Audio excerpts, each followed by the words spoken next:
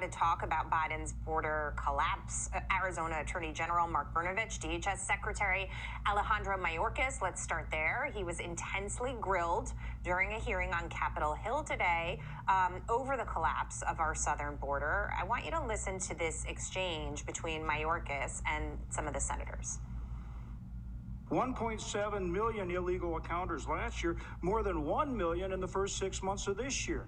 Are you going to sit there and pretend that's not going on and say that you're actually enforcing the law? Oh, we most certainly are, Senator. Why not go back to return to Mexico, because that worked?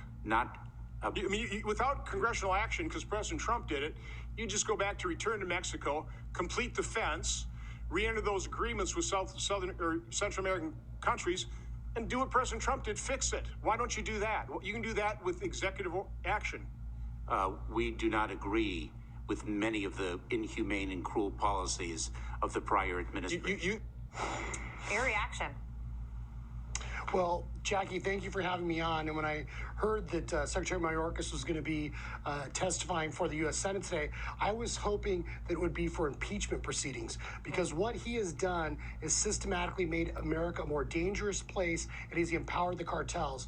And literally, his comment at the end shows how out of touch the Biden administration is, because Americans are dying as a result of all the fentanyl and methamphetamine coming into this country.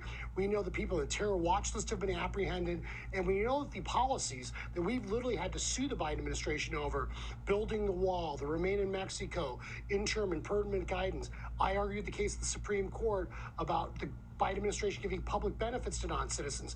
These policies were working, and now as a result of what Mayorkas and Joe Biden are doing, America is more dangerous and less safe.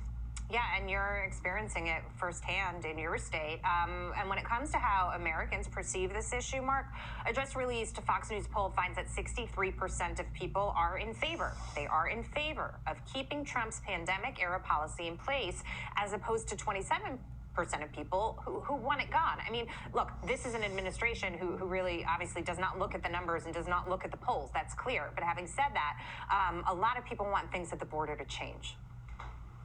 Yeah, it starts and ends with enforcing the existing law and not allowing people that have deportation orders to be released into our community. It means that we don't incentivize and decriminalize people that are breaking the law by crossing the border illegally. And the reality is, my great frustration as an Arizonan and as a former prosecutor is all those folks in D.C., they all talk, they have these hearings, and nothing gets done because they seemingly don't care about American taxpayers. And I think Secretary Mayorkas cares more about Central America than Middle America. And as a result of that, people are dying and America is a more dangerous place. So I am doing everything I can. And one of the things that we're not talking about, or they should have asked him today, is DHS wants to be able to grant asylum themselves. Yeah. And so not only do you have the wave of Title 42 of all these people coming over, record amounts, you will literally then have the Biden administration granting asylum to people, which is in fact de facto amnesty. So that is all happening right now. This isn't an Arizona problem. It's not a Texas problem. This is a United States of America problem. It's a national problem. And of course, that judge in Brian's report was urging the president to come visit the border himself. And Jen Psaki has said, nope, he's not doing it. He's got no plans to do it. I mean, your thoughts on the leadership and what that says to people in this country? What the Biden administration doing can't pass a rational thought test, yet alone constitutional muster.